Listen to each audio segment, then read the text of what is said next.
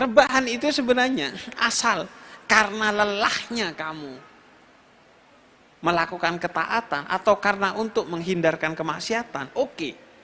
Bahkan setan itu pernah terhalangi masuk masjid karena ada yang sedang rebahan padahal mau ganggu orang yang sedang sholat. Karena yang rebahan itu orang berilmu. Jadi enak, Anda kalau berilmu itu rebahan aja, argonya jalan.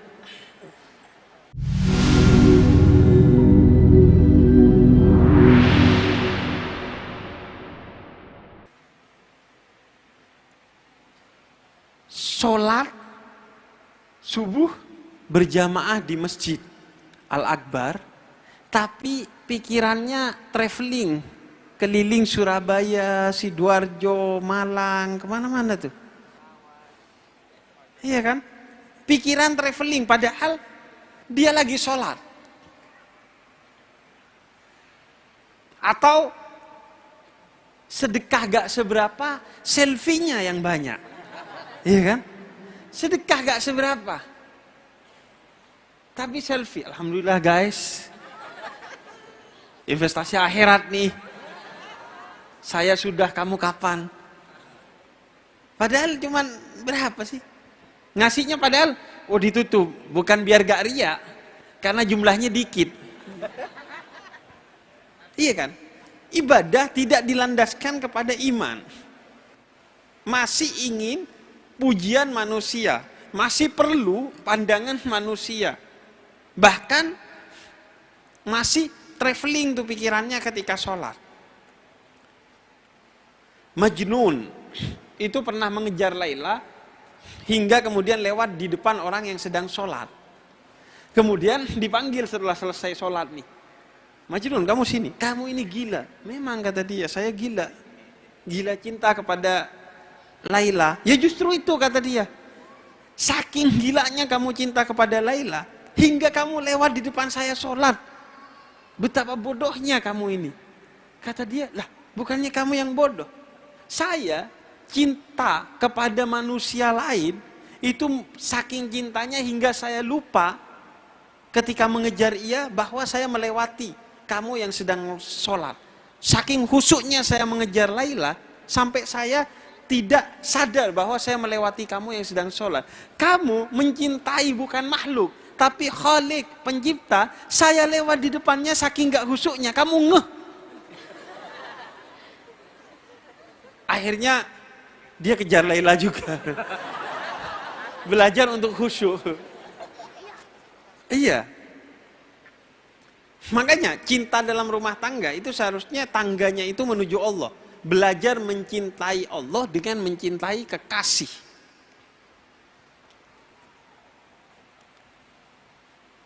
Karena baik kekasih maupun Allah sama-sama memiliki rahim. Allah itu sifatnya Ar-Rahim, kekasih itu memiliki rahim di dalam tubuhnya. Begitu juga istri kepada suami. Seharusnya itu cinta, kekasih itu menjadi tangga untuk kita belajar mencintai Allah. Jadi, pertama iman dalam ibadah ini sering lost nih. Haji itu, atau umroh. Itu fotonya lebih banyak dari pahalanya. Serius, Anda giga fotonya itu di HP, lebih banyak dari pahalanya itu. Dan umrohnya udah sebulan masih aja diposting. Iya kan? Terus umroh masih sibuk nulis. Ya. Jamaah Masjid Al-Akbar, suatu hari Anda akan di sini. Terus begini kan. Anda kalau nggak usah pakai kertas, Anda bikin komunitas, arisan, sumbangan gitu. Jangan sok-sokan pakai kertas Anda. Itu pencitraan doang gitu sebenarnya. Jadi seringkali ibadah-ibadah kita begitu kan. Puasa juga begitu kan. Minta dihormati oleh manusia. Padahal logikanya ya, puasa itu adalah momentum kita diajarkan untuk menghormati manusia lain. Pun manusia yang tidak berpuasa. Makanya kalau Anda puasa sunnah misalnya, kemudian diajak makan sama orang, sunnahnya itu makan. Sunnahnya makan. Makanya Anda kalau lagi puasa sunnah, keliling Anda tuh. Bertamu ke rumah orang.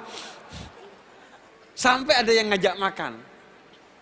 Kalau sekiranya Anda nolak itu nyakitin hati dia, maka Anda disunnahkan untuk membatalkannya, tapi kata para ulama, tetap pahala puasanya itu dapat secara sempurna. Jadi di sini kan berarti yang puasa menghormati yang tidak puasa loh. Kita enggak. Ketika puasa itu berharap sama manusia, masih berharap dihormati, berharap ditoleransi. Oh jangan makan kalau saya lagi puasa dan lain sebagainya. Jadi itu dalam ibadah, iman itu sering loss. Yang kedua, itu dalam akidah. Iman juga sering loss.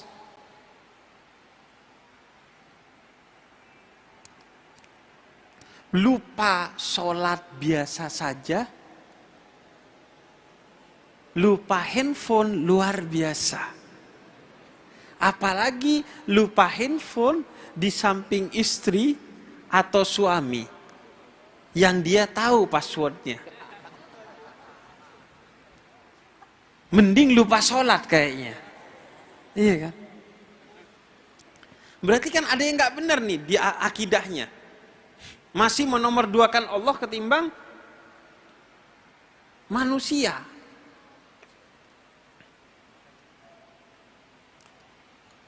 Ketika sholat juga begitu. Coba sholat sendiri.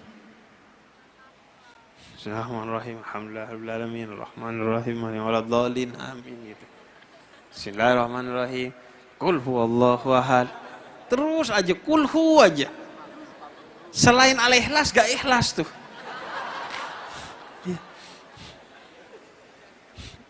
Rakaat kedua. Waladhdallin. Amin. Bismillahirrahmanirrahim. Yasin. Allahu Akbar. Sujudnya ke Allah, nyembahnya ke makmum. Akidah itu. Atau nih ya yang lebih mendasar. Anda siap enggak untuk menjawab pertanyaan Tuhan itu ada dan esa apa enggak? Padahal itu kunci dasar dari keimanan loh. Dan iman itu enggak boleh ngikuti siapa-siapa. Kalau Islam itu wajib ikut, hukum itu wajib ikut, tapi akidah enggak. Iman itu harus nyari sendiri. Kalaupun ikut orang hanya karena terinspirasi yang menyebabkan kamu yakin. Keyakinannya itu harus bersifat independen, sendiri, berdaulat. Nggak boleh. Kenapa kamu beriman kepada Allah? Ya kata ayah saya Allah itu ada dan satu. Kenapa kamu sholat? Iya karena ayah saya sholat oke. Tapi iya karena Tuhan itu satu dan ada lantaran ayah saya yang mengabarkan. Itu tidak boleh. Iman itu harus berdaulat. Gak bisa Anda mengikuti. Kenapa beriman? Ya ngikutin Nabi Muhammad. Enggak. Makanya kata Sayyidina Ali bin Abi Thalib, ketika ditanya, kamu itu mengenal Allah dari siapa? Araftu Rabbi bi Rabbi. Aku mengenal Allah dari Allah sendiri. Hingga timbul keyakinanku bahwa Allah itu ada dan esa. Karena kalau aku mengenal Allah dari Nabi Muhammad, niscaya aku akan menuhankan Nabi Muhammad. Melalui Nabi Muhammad aku mengenal jalan menuju Allah, kata Sayyidina Ali bin Abi Thalib. Hukumnya kita ikut Nabi Muhammad, tapi imannya kita harus belajar hingga kita berdaulat meyakini Allah itu benar-benar ada dan esa. Pertanyaannya, Anda pernah nggak mikirin dalil Allah itu ada dan esa apa enggak? Jangan-jangan Anda ditanya, Tuhan ada enggak dan esa? Kayaknya ada. Ini bukan soal menjawab pertanyaan ya, tapi menangkapkan iman ke dalam hati kita. Pernah enggak Anda itu memberi waktu overthinking malam-malam gitu? Ya Allah ada enggak ya? Kalau ada esa enggak ya? Pernah nggak Anda tuh overthinking gitu? Itu padahal kunci dalam Islam, iman itu. Nah, yang ketiga, iman itu dalam muamalah. Dalam muamalah itu perlu yang namanya keimanan. Keimanan dalam bermuamalah. Menghadirkan Tuhan dalam bermuamalah. Dalam hubungan di antara sesama manusia. Contohnya apa? Contohnya begini. Jebakan utama hilangnya keimanan itu adalah justru saat kita sendiri. Ketika kita sendiri, iman itu sering loss. Makanya seringkali Kredivo, bebas pilih tenornya 30 hari, 3, 6, sampai 12 bulan. Kalaupun ada temennya itu aja, partner in crime. Iya, nggak mungkin Anda di depan orang itu, apalagi belum nikah, masih pencitraan tuh.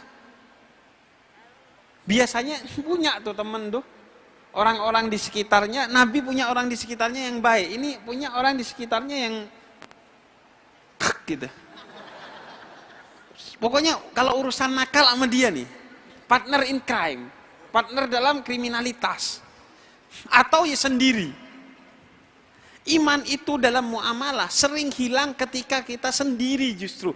Padahal Nabi itu justru makin kuat imannya saat sendiri, khalwat, uzlah. Nabi itu melakukan uzlah, melakukan khalwat untuk meneguhkan terus-menerus keimanannya kepada Allah. Meskipun keimanan Nabi sudah sempurna kepada Allah.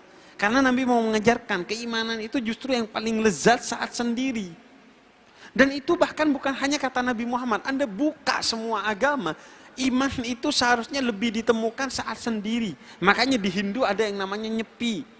Makanya kata Bunda Teresa, Tuhan bersemayam dalam sepi. Semua agama, Yahudi juga gitu, merujuk kepada pertemuan Tuhan dalam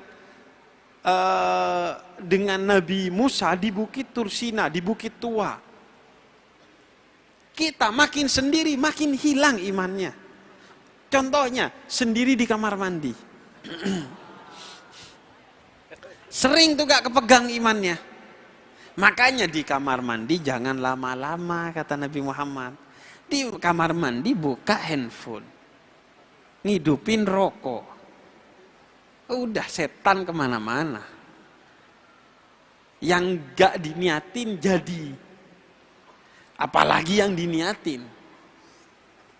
Saat sendiri, saat di kamar sendiri dengan handphone, wah, kemana-mana, lewat sendiri, betul lewat sendiri itu diuji kan. Sekali asal gak kedip rezeki. Anda tiba-tiba pakai solatif tuh.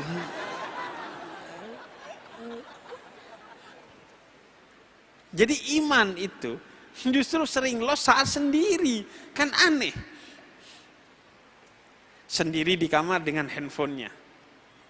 Tiba-tiba kayaknya aplikasi hijau ini penting untuk saya download gitu. Ya kan? Gojek. Tiba-tiba kayaknya penting ini mengaktifkan VPN ini. Iya. Jadi itu kan saat sendiri anak muda itu. Kalau di depan orang lain jarang. Minimal malu. Makanya malu itu sebagian dari iman kata Nabi. Minimal malu. Nah itu padahal iman itu kunci kesuksesan Ashabul Kahfi dalam suratul Kahfi ayat 13. Menyadari bahwa Allah itu terus melihat kita sehingga gak main-main itu hidup. Gak main-main itu hidup. Kemudian yang kedua, ini sekaligus penutup. Sebenarnya terpaksa saya tutup. Dalam suratul Kahfi ayat ke-16. kunci kesuksesan pemuda itu selain iman, itu adalah circle. Circle. Ashabul Kahfi itu circle-nya positif. Walaupun rebahannya sama orang-orang baik tuh Ashabul Kahfi. Ashabul Kahfi itu 309 tahun rebahan. Tapi rebahan orang berilmu. Dalam circle yang berilmu. Makanya rebahannya jadi wali. Rebahan itu sebenarnya asal karena lelahnya kamu melakukan ketaatan atau karena untuk menghindarkan kemaksiatan, oke. Bahkan setan itu pernah terhalangi masuk masjid karena ada yang sedang rebahan padahal mau ganggu orang yang sedang sholat. Karena yang rebahan itu orang berilmu. Jadi enak, Anda kalau berilmu itu rebahan aja argonya jalan.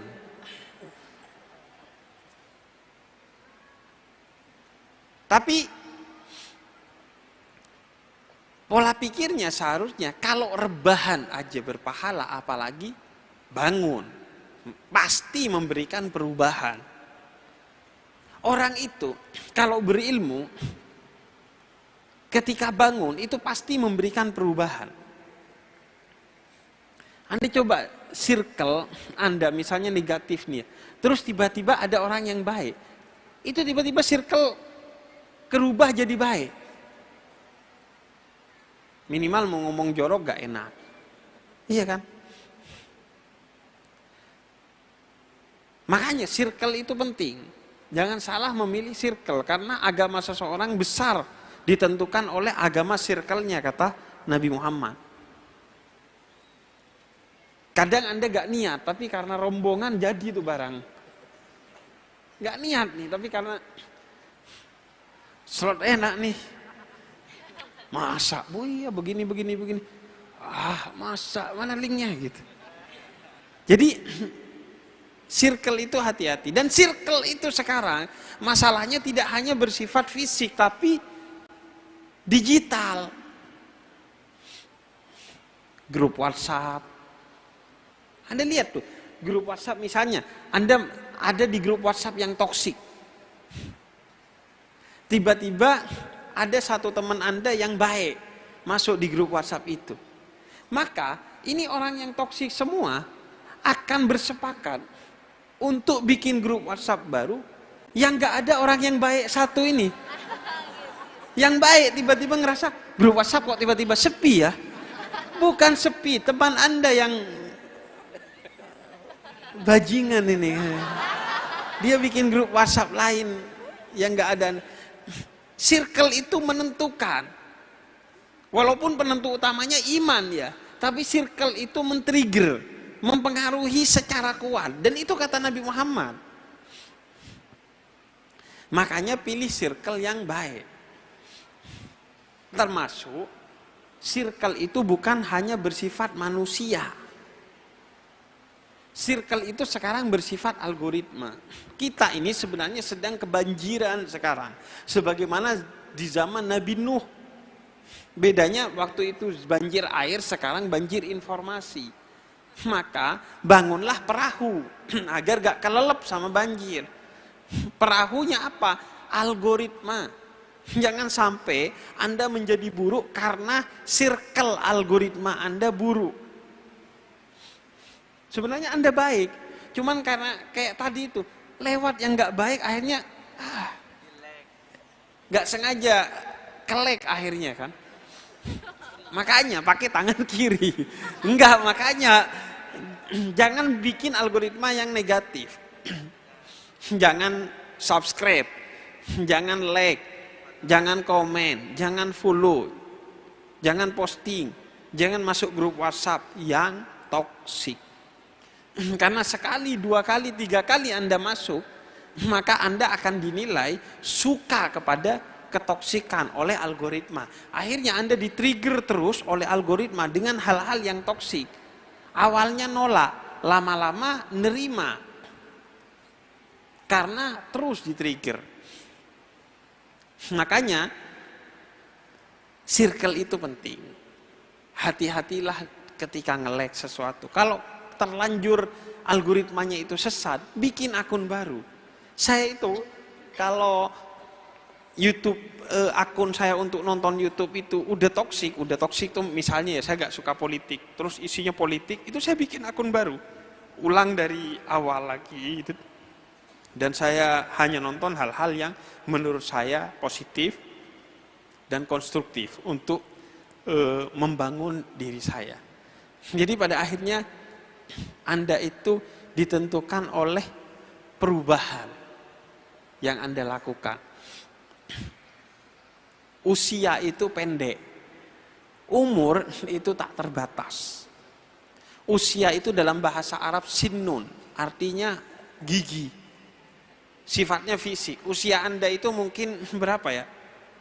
Usia manusia itu kan 80 sampai 100 tahun. Tapi kalau Gen Z dan generasi milenial itu menurut WHO usianya itu sekitaran 50-60 tahun. Kebanyakan micin. Iya. Sama kebanyakan overthinking. Rata-rata umurnya cuma 50-60 tahun, bayangin. Jadi umurnya segitu, kemudian diisi dengan hal-hal negatif. Akhirnya umurnya lebih sedikit dari usianya. Usia itu fisik, 50-60 tahun itu usia. Umrun itu artinya apa legacy, apa perubahan yang kamu gunakan. Misalnya ya, Mbah Hasyim Asy'ari itu usianya 71 tahun atau 73 tahun, sekitar itu. Umurnya itu udah 1 abad lebih, seiring dengan perubahan melalui Nahdlatul Ulama yang dibuat oleh Mbah Hasyim Asy'ari. Nah, Anda dan kita semua seharusnya umurnya itu lebih banyak dari usianya. Artinya setelah meninggal umurnya tetap jalan, argonya tetap jalan melalui amal jariah berupa legacy atau perubahan yang kita tinggalkan di tengah masyarakat. Nah, yang harus kita pikirkan sekarang apa benih-benih perubahan yang akan menjadi legacy ketika kita mati. Kalau ketika hidup aja gak merubah keadaan, apalagi ketika mati.